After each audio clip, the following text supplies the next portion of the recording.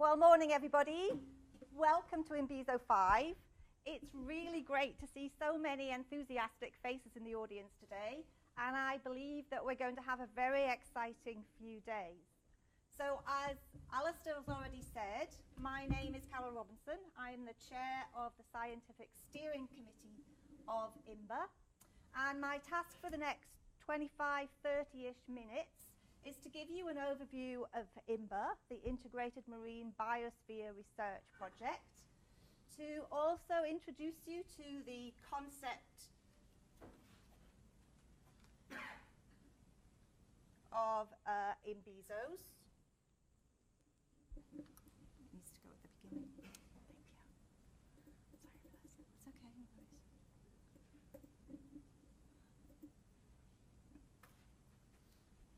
Perfect.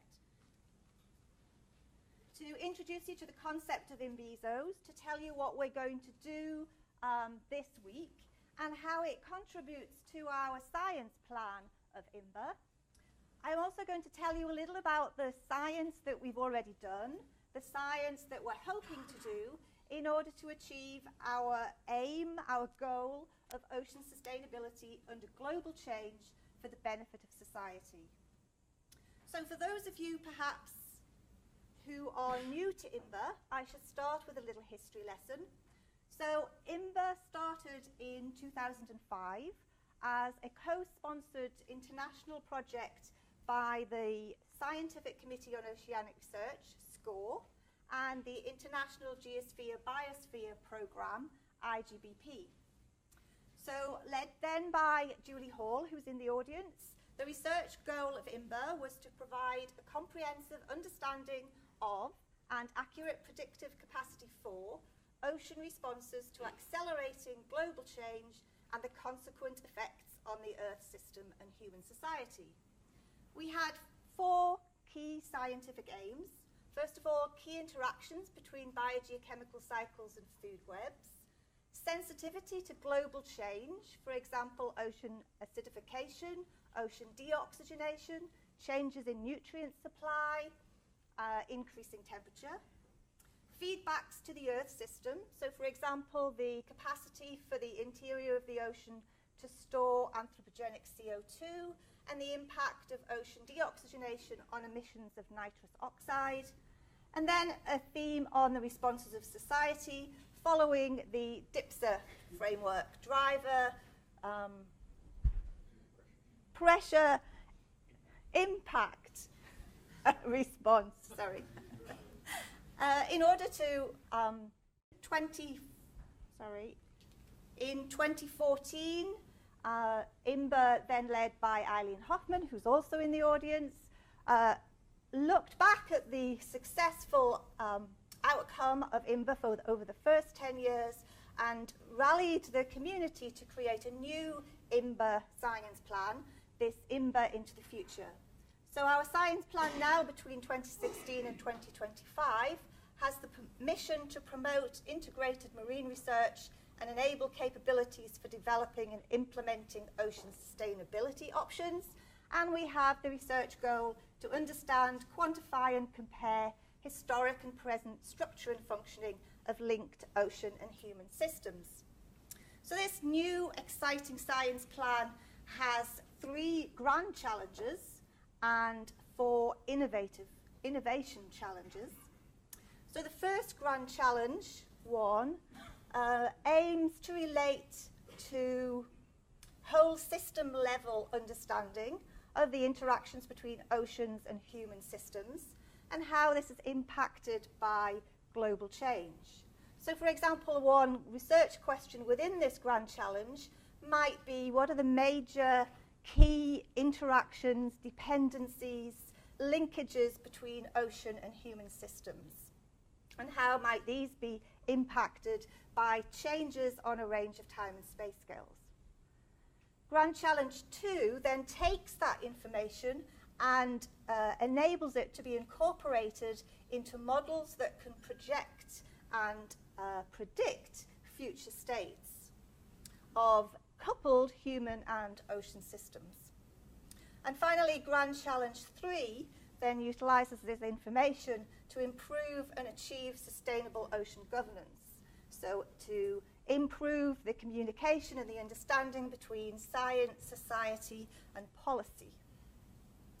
Our 4 innovation challenges are set up as challenges that we think are tractable within 3 to 5 years, and where we think that IMBeR has a key role in order to progress these challenges.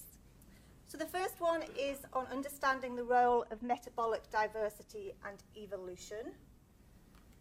The second one is contributing to the development of Earth system observational systems, in particular essential ecosystem ocean variables, and how these can be incorporated into models.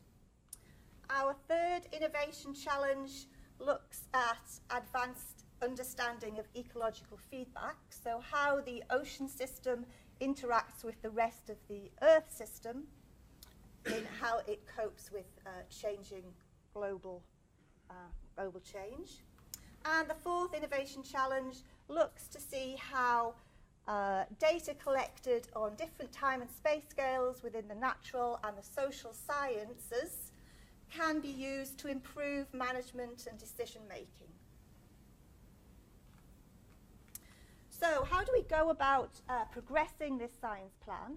Well, this is the group of people at the moment who are the scientific steering committee. So they have oversight over the implementation of this science plan.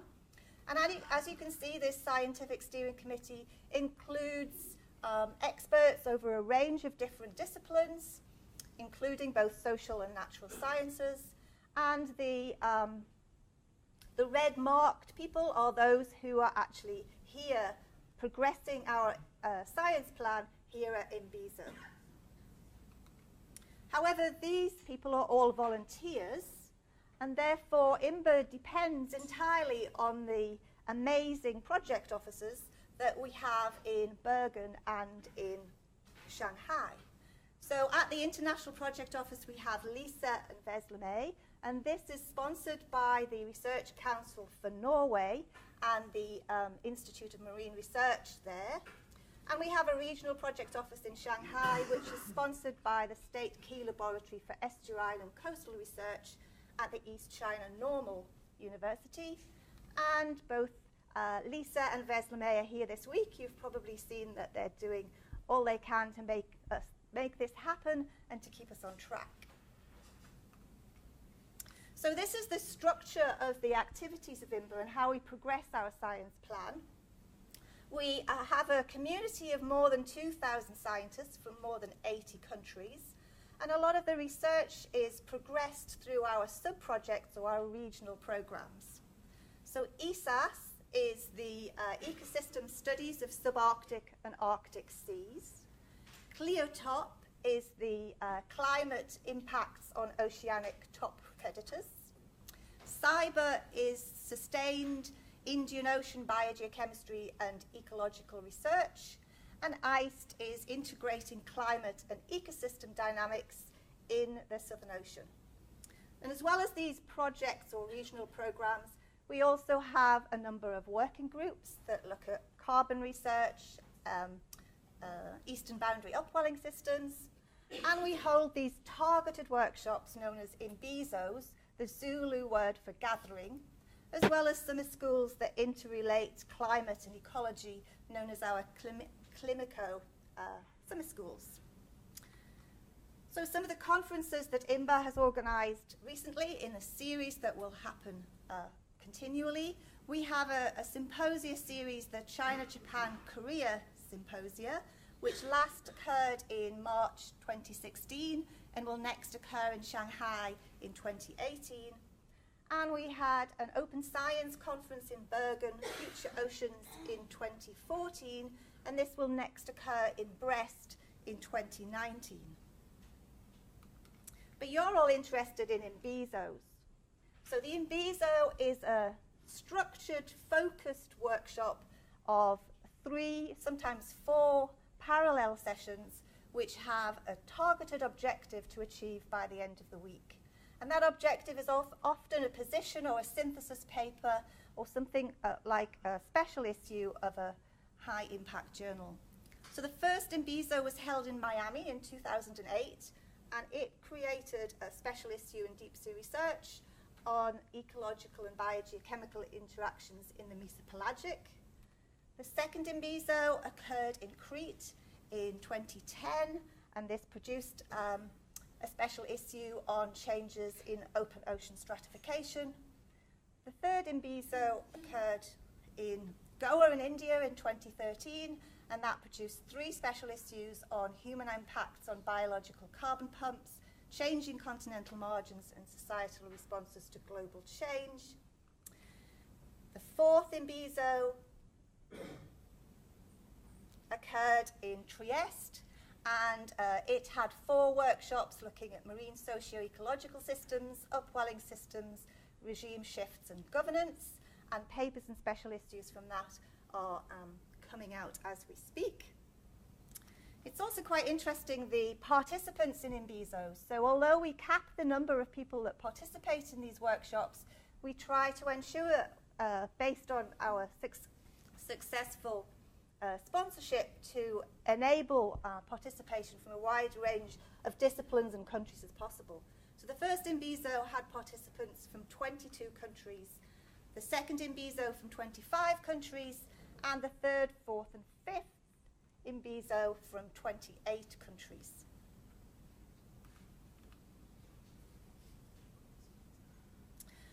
IMBeR has always placed a large emphasis on capacity building, and this is our series of summer schools, Climaco, the last of which occurred in Brazil in 2016. These are extremely popular with early career scientists. We had 200 applicants from 51 countries for the 65 places that we had on this summer school, and as well as lectures and projects and interaction with the 10 lecturers that work on these summer schools. The students also do a project predicting impacts of global change.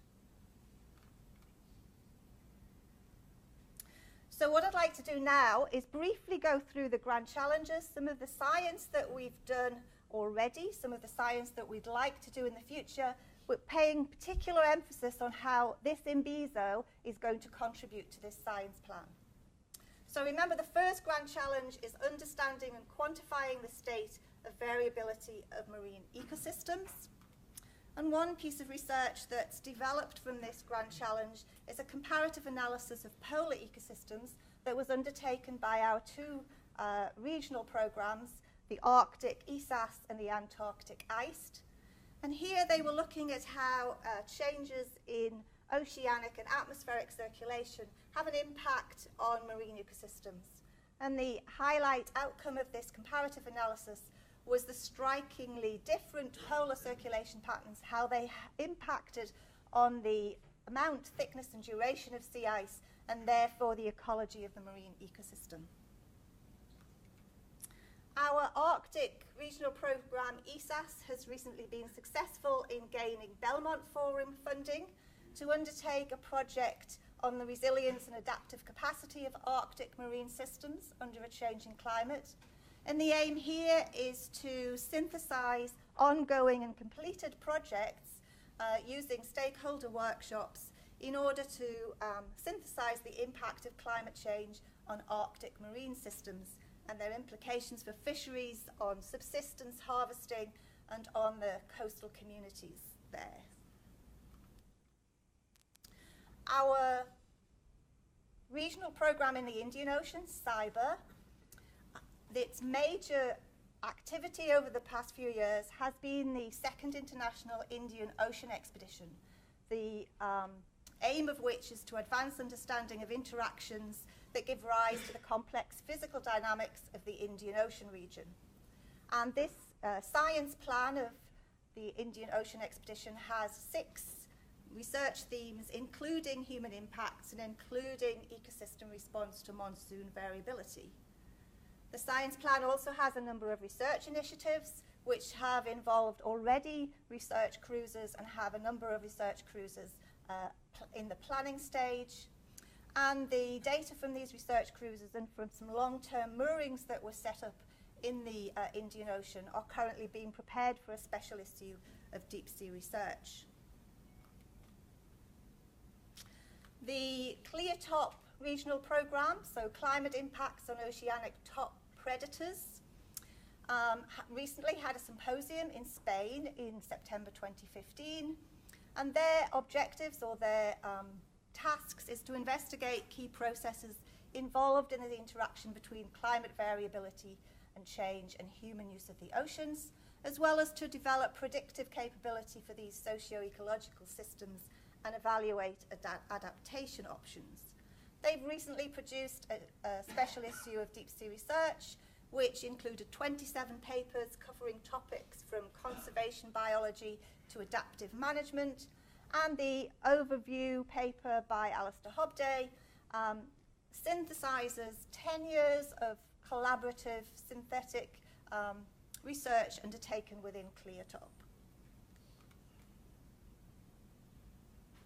The IMBeR working group on carbon cycling, which is organized in collaboration with SOLAS, our cousin project of the Scientific Committee on Oceanic Research, contributes to the organization of the Ocean Acidification International Coordination Centre, which organised the Ocean in a High CO2 World Conference in Tasmania last year, and also the Global Ocean Acidification Observing Network, GOA-ON. So then we move on to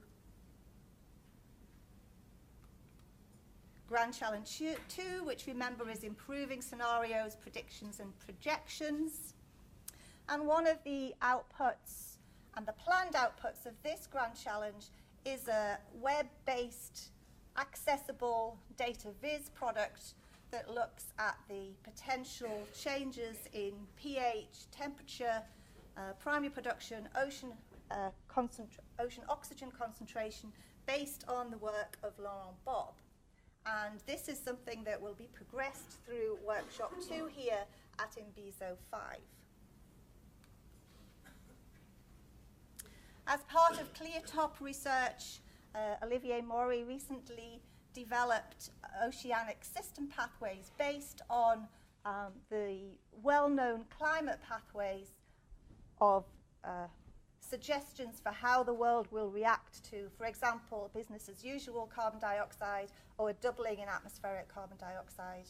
And by building these policy-relevant scenarios of biodiversity and ecosystem services, this landmark work will enable a common basis for scenario testing, hopefully in the context of IPCC and IPBES.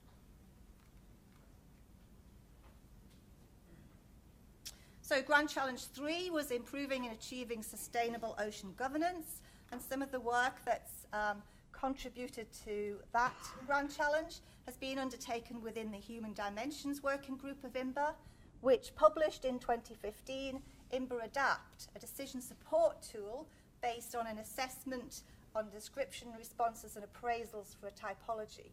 So the idea here is to collect case studies of how people have reacted to a change in use or a change in environmental conditions of a marine ecosystem.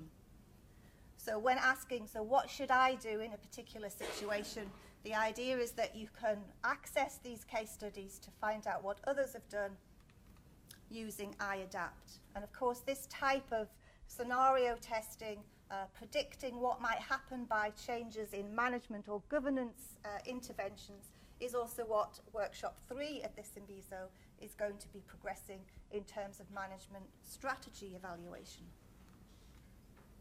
The ICE regional programme continues its work with CAMLR, the Commission for the Conservation of Antarctic Marine Living Resources, and also the Committee on Environmental Protection, CEP.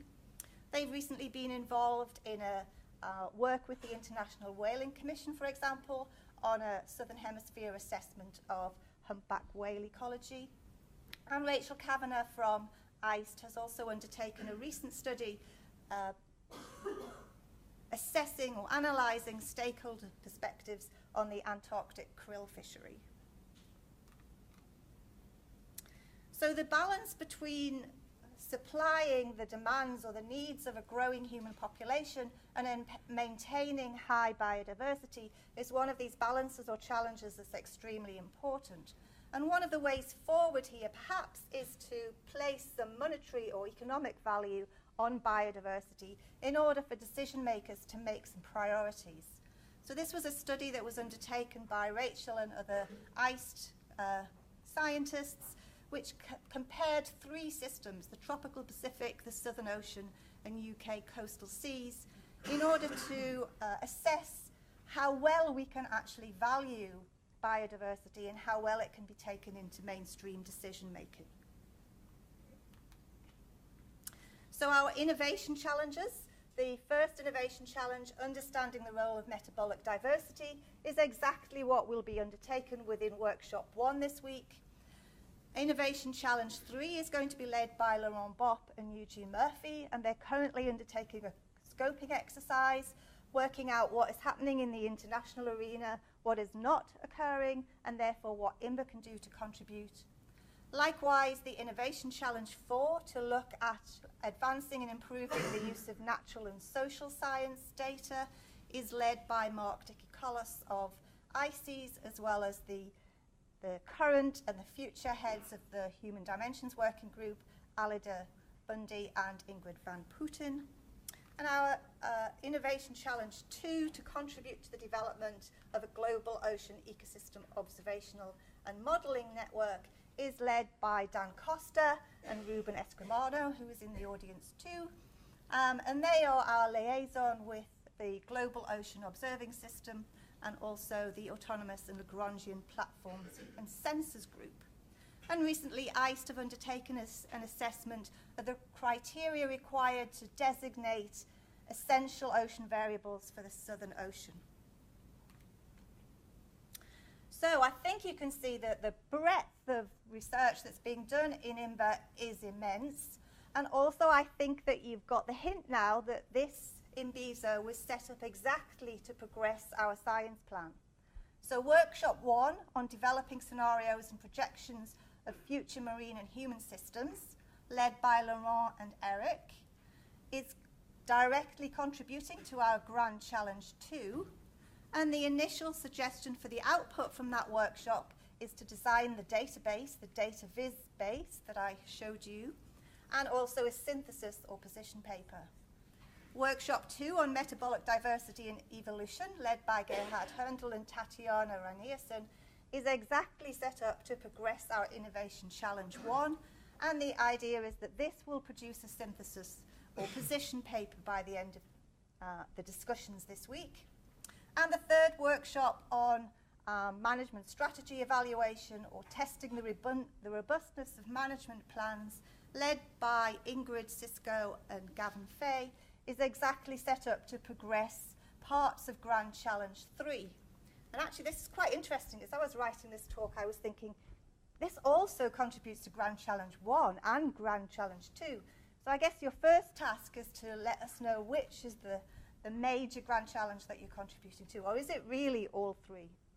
And the output expected from this is to think about the production perhaps of a graduate course to capacity build in this arena, and also to produce a comparative paper.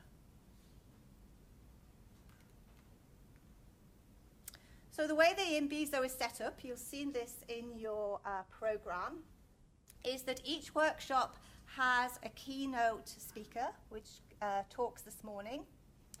We then divide into our workshops and begin to present our science, to interact with each other, but always progressing towards the outputs that we're hoping to achieve. As Marion and Alistair highlighted, there are a number of cross-workshop interdisciplinary type activities. So we don't want you to only remain within your workshop. We want you to interact with all of the 105 people who are present. So we have a poster session this evening, a sticky note session tomorrow evening. We then have a cross-workshop keynote by David van der Zwaag on, I think that's Wednesday morning, and a debate and a discussion before dinner on Wednesday evening. We'll then summarise where the workshops have got to by the end of Thursday afternoon, remembering to bring on board the infographic information and skills that you learnt yesterday. And I would also like to acknowledge my postdoc, Elena Garcia-Martin, who produced the schematics, the infographics that are in our science plan. So that's what we're going to do this week. I'm incredibly excited about this. Does anyone have any questions? Is there anything that you're not really sure about what is going to happen this week? So you've cut off your own applause though, Carol. Oh. Carol first.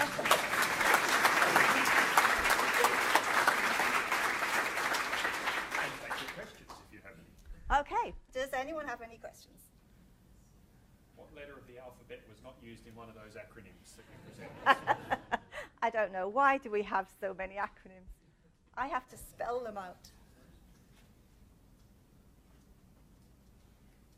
Carol, in the IMBeR family, what amount of the research is funded by national programs versus us getting international grants to do the work? Oh, a very difficult question, because most of us get both national funding and international funding. But I would suspect that most of it is national funded. But as part of the SSC, as part of the IMBeR family, we're always writing research proposals that are aligned with our science plan. And thinking creatively about who to apply to. So, for example, we gain money from the Scientific Committee on Oceanic Research in terms of working groups. We've very recently had funding for an Eastern Boundary Upwelling System working group. We'll write funding for anything. Excellent. Take the chance to say hi to Carol during the meeting.